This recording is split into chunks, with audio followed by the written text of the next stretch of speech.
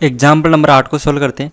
Example number 8 के अंदर आप देख सकते हो ये थोड़ा सा अलग तरीका की क्वेश्चन है। इसके अंदर हम क्या करते हैं, हम यहाँ पे सिमिट्री देखेंगे तो सिमिट्री हमें बिल्कुल भी नहीं मिलेगी। अगर सिमिट्री नहीं मिल रही है तो आपको समझ लेना है कि आपको जीरो नहीं बनाना है, आपको कुछ और आइडिया लगाना है। आप यहाँ पे देख सकते हो ये जो फर्स्ट और ये सेकेंड और ये जो लास्ट है, इसमें आप देख सकते हो आप जेड से ये 2x है और 2x तो कैंसिल हो जाएगा, फिर आप इसको सोल्व कर सकते हो। तो मेरे पास यहाँ पे ये दोनों फैक्टर यहाँ पे दिख रहे हैं, तो मैं इसकी सहायता से इसको सोल्व कर सकता हूँ। यहाँ पे मैंने क्या किया, अंतिम दोनों खंडों को यूज में लिया और मैं यहाँ से पहला हल प्राप्त कर सकता हूँ। अब क्योंकि मैंने यहाँ पे देखो 2x है तो 2x को मैंने यहाँ पे कैंसिल कर दिया, यहाँ पे आप देख सकते हो। तो यहाँ पे क्या बचेगा, dy/y dz/z, क्योंकि इसको तो हम ले ही नहीं रहे, इसको भूल जाओ कुछ टाइम के लिए, इसको तो भूल जाओ, हम केवल यहाँ पे लास्ट के दोनों पे काम कर रहे हैं। तो यहाँ पे इसको मैं इस तरह से लिख सकता हूँ लास्ट के दोनों को, तो हमारे पास ये आ जाएगा यहाँ पे। अब इसको हम सोल्व कर सकते हैं डायरेक्ट, क्योंकि इसका इंटीग्रेशन तो हमें आता है। तो इसका इंटीग्रेशन करेंगे तो इस तरह से आएगा, इसका आएगा log y, इसका आएगा log z। एक कॉन्स्टेंट हमें मानना था तो मैंने log c1 मान लिया। लॉग में क्यों माना है, क्योंकि हमारा जो आंसर आ रहा है वो लॉग के पदों में आ रहा है, तो लॉग से लॉग को कैंसिल कर देंगे हम, इसलिए मैंने इसको लॉग में मान लिया इस तरह से। तो अब यहाँ पे आप देख सकते हो मैं लॉग प्रॉपर्टी यूज में लूँगा। लॉग प्रॉपर्टी क्या कहती है कि यहाँ पे देखो, यहाँ पे दो लॉग हमारे पास है, ऐड हो रहे हैं, ऐड हो रखे हैं तो हम इसको गुणा करके लिख सकते हैं इस तरह से। यहाँ पे तो मैंने डायरेक्ट आंसर लिख दिया, मैं करके दिखाता हूँ। यहाँ पे क्या आ जाएगा log y, और इस साइड में आपको क्या मिलेगा log z/c1। ये क्यों मिला, क्योंकि जब दो लोग गुण ऐड हो रखे होते हैं तो इसका जो भी अंदर वाला संख्या होती है वो दोनों गुणा होकर आ जाती है। तो यहाँ पे z/c1 को मैंने गुणा करके लिख दिया। अब यहाँ से देखो log से log कैंसिल हो जाएगा और यहाँ पे z इस तरफ डिवाइड में आ जाएगा, तो क्या हो जाएगा y/z इक्वल टू c1 हो जाएगा। तो इसको मैंने इस तरह से लिख दिया डायरेक्ट, तो ये हो जाएगा इसका आंसर। तो पहला आंसर तो हमें मिल चुका है, अब हम क्या करेंगे, इसका दूसरा आंसर भी ज्ञात करेंगे। तो दूसरा आंसर यहाँ पे आपको डायरेक्ट देखने को नहीं मिल रहा है कि दूसरा आंसर कैसे ज्ञात करेंगे। तो हम क्या करेंगे, इसके अंदर कुछ ना कुछ आइडिया लगाएंगे, कुछ ना कुछ लॉजिक बनाएंगे। तो लॉजिक किस तरह से बनाएंगे, हम क्या करेंगे, यहाँ पे इसके अंदर कुछ एक्स्ट्रा होना चाहिए हमारे पास। तो हम इसके अंदर कुछ गुणांक लेंगे। क्या गुणांक लेंगे, कुछ ऐसा गुणांक लेंगे जिससे हमारा आंसर, ये जो हमारा क्वेश्चन है ये सोल्व हो जाए। तो यहाँ पे आप देख सकते हो कि ये जो क्वेश्चन है उसके अंदर यहाँ पे x की पावर 2 है और यहाँ पे y की पावर 2 और z की पावर 2, ये माइनस में आ रही है। और यहाँ पे भी आपको कुछ ना कुछ दिख रहा है इस तरह का, आप यहाँ पे आपको दिख रहा है और यहाँ पे भी आपको ऐसा ही कुछ ना कुछ दिख रहा है। तो हम क्या करेंगे, यहाँ पे तो देखो यहाँ पे प्लस में आ जाएगा ये यदि मैं इसको इसमें ऐड कर देता हूँ और इसको भी इसमें ऐड करूँगा, क्योंकि ऐड तो सभी को करना है। लेकिन यहाँ पे देखो ये z की पावर 2 प्लस में बन जाएगी, लेकिन ये कब बनेगा, तब 2 को दो बार इसमें ये ऐड करेंगे। लेकिन यहाँ पे तो आप देख सकते हो इसके साथ में x है, इसके साथ में x है, तो हम क्या करेंगे, इसको भी x से गुणा कर देंगे, इसको क्या करेंगे x से गुणा कर देंगे। तो यहाँ पे इसके आगे x आ जाएगा। लेकिन यहाँ पे आप देख सकते हो यहाँ पे y की पावर 2 है, तो ये इसको मैं क्या करूँगा, y की पावर यहाँ से y से गुणा कर दूंगा। लास्ट वाले में z की पावर 2 है तो इसको मैं क्या करूँगा, z से गुणा कर दूंगा। तो मुझे क्या पता चला, मैं यहाँ पे नोट कर लेता हूँ।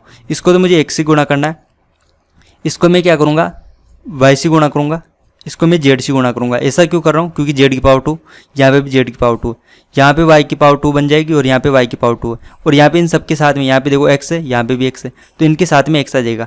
और ऐसा करके जोड़ने से क्या होगा, x की पावर 2 प्लस y की पावर 2 प्लस z की पावर 2 बनेगा। और इन प्लस का क्या ज़रूरत पड़ी हमें, तो यहाँ पे जैसे आप सोल्व करेंगे तो आपको समझ में आएगा, क्योंकि डायरेक्ट तो आपको समझ में आएगा नहीं एक बार में। तो बहुत सारे एग्जाम्पल और क्वेश्चन सोल्व करोगे आप तभी आपको अच्छे से समझ में आएगा, क्योंकि ये हम जो पढ़ रहे हैं यहाँ पे गुणांक ज्ञात करने का कोई मेथड नहीं है, डायरेक्ट कोई लॉजिक नहीं है। जितना ज़्यादा सोल्व करोगे उतना ही अच्छा समझ में आएगा आपको। तो हम यहाँ पे इस गुणांक को यूज में लेते हैं।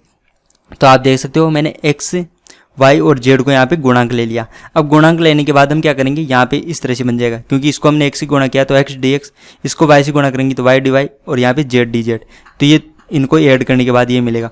और नीचे वाला है इनको ऐड करेंगे, तो मैं करके दिखाता हूँ। ऊपर यहाँ पे इसको क्या किया, x से गुणा किया तो x की पावर 3 हो जाएगा, माइनस का x y की पावर 2 माइनस का x z की पावर 2, और इसके अंदर ऐड होगा, क्या हो ऐड होगा, इसको y से गुणा करेंगे तो 2x y की पावर 2, फिर इसमें ऐड होगा, इससे गुणा करेंगे z से, तो z से गुणा करेंगे तो क्या हो जाएगा 2x z की पावर 2, ये आएगा नीचे। तो आप देख सकते हो अब यहाँ पे इसको देखो और लास्ट वाले को देखो, दोनों सेम है लेकिन ये 2 बार आ रहा है तो केवल प्लस का बचेगा। यहाँ पे भी आप देखो ये और ये दोनों सेम है, यानी कि ये चिन्ह लगा देता हूँ ये दोनों।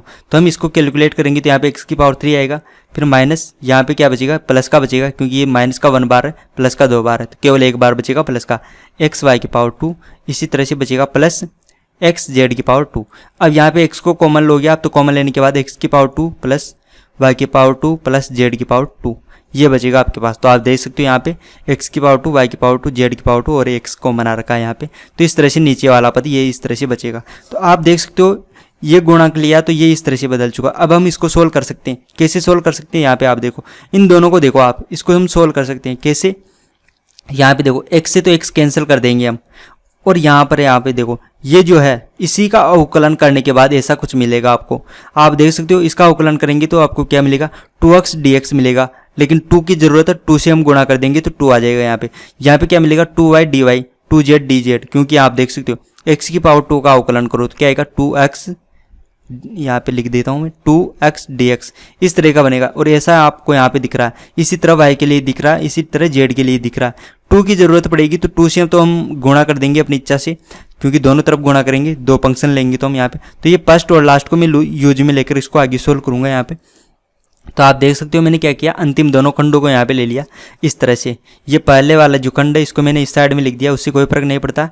और ये जो लास्ट वाला खंड था मैंने इसको इस साइड में लिख दिया, इससे कोई फर्क नहीं पड़ता है, हम इसे लिख सकते हैं।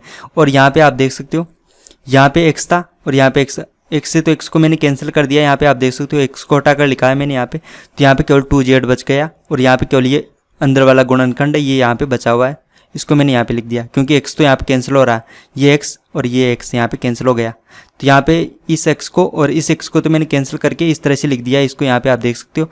अब इसको हम सोल्व करेंगे तो आप देख सकते हो हम इसको 2 से गुणा कर देंगे तो यहाँ पे 2 आ जाएगा ऊपर, और यहाँ का 2 हट जाएगा। तो हम इसको इस तरह से कर सकते हैं, यहाँ पे मैंने 2 से गुणा कर दिया इसको, तो नीचे वाला इसका 2 तो हट चुका और इसके ऊपर क्या हो गया, 2 गुणा में आ गया। अब आप इसको ध्यान से देखोगे तो यहाँ पे क्या हो रहा है, इसका अवकलन क्या मिल रहा है आपको, यहाँ पे मिल रहा है। तो आपके पास क्या है, निरीक्षण मेथड है। निरीक्षण मेथड क्या कहता है कि आप ये पद किससे बना है, निरीक्षण मेथड यानी कि बाय इन्फेक्शन मेथड, इंग्लिश में बाय इन्फेक्शन मेथड, वो आपको क्या बोलता है कि ये जो अवकलन है ये किसका अवकलन है ये हमें पता चलना चाहिए। तो हम क्या, मुझे यहाँ पे देखते ही पता चल रहा है कि ये तो लॉग का अवकलन है।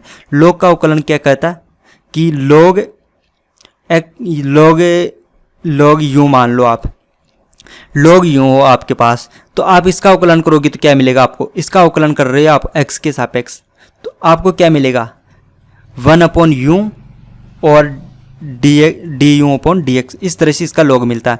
तो आपको यहाँ पे क्या दिख रहा है, ये जो फंक्शन है वो नीचे आना चाहिए, तो लॉग के अंदर में ये लिख देता हूँ तो ये नीचे आ जाएगा।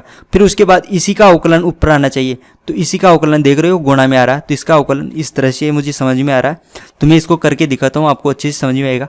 मैं इसको क्या बोलूँगा, ये इस तरह से है। यहाँ पे मैंने एक स्टेप हटा दिए, वो स्टेप में वापस बना देता हूँ। यहाँ पे मैंने क्या किया, यहाँ पे मैंने इसको लिखा कि ये लॉग का अवकलन है, यानी कि d log x की पावर 2 प्लस y की पावर 2 प्लस z की पावर 2, यहाँ पे ये लिखा हुआ है, और इस साइड में dz/z लिखा हुआ। ये एक स्टेप मैंने हटा दी थी, शॉर्ट में डायरेक्ट इसको लिख दिया। तो यहाँ पे पहले ये स्टेप बनी है, तो यहाँ पे आप देख सकते हो इसका अवकलन करेंगे ना तो हमें यही मिलेगा। कैसे मिलेगा, देखो अवकलन करते हैं लॉग का, तो लॉग का अवकलन करते हैं इस तरह से। लॉग का अवकलन क्या होता है, log x, इसका अवकलन क्या होता है 1/x होता है। तो आप देख सकते हो 1 में आ जाएगा ये सारा वैल्यू, तो ये सब कुछ 1 में आ चुका है यहाँ पे। उसके बाद में इसको क्या कर रखे हैं, गुणा कर रखे हैं, किससे, इसी के अवकलन से। तो आप देख सकते हो जिसका अवकलन यहाँ पे आता है उसी से हम गुणा करते हैं। तो यहाँ पे आप देख सकते हो इसी का अवकलन यहाँ पे गुणा हो रखा है यहाँ पे। तो यहाँ पे इस तरह से आपको पता चल रहा है कि ये तो अवकलन का ही रूप है, यानी कि लॉग का अवकलन है, वही यहाँ पे दिया हुआ है और इस साइड में ये लिखा हुआ है, तो इसको मैंने ऐसे कैसे लिख दिया। अब इसका इंटीग्रेशन करेंगे हम, तो इंटीग्रेशन करेंगे तो यहाँ पे इसका इंटीग्रेशन करेंगे तो इसका ये d है ये हट जाएगा और ये इस तरह से आ जाएगा। और इसका इंटीग्रेशन करेंगे तो देखो ये dz/z है, तो इसका इंटीग्रेशन तो log z हो जाएगा, तो इस तरह से। और एक कांस्टेंट लेना था तो मैंने कांस्टेंट ले लिया log c2। अब मैंने log के रूप में कांस्टेंट क्यों लिया, क्योंकि सभी जगहों पे log आ रहा है, तो log से log को हम कैंसिल करेंगे, इसलिए मैंने इसको log के पदों में लिया। तो इस तरह से हमारे पास ये इक्वेशन आई है।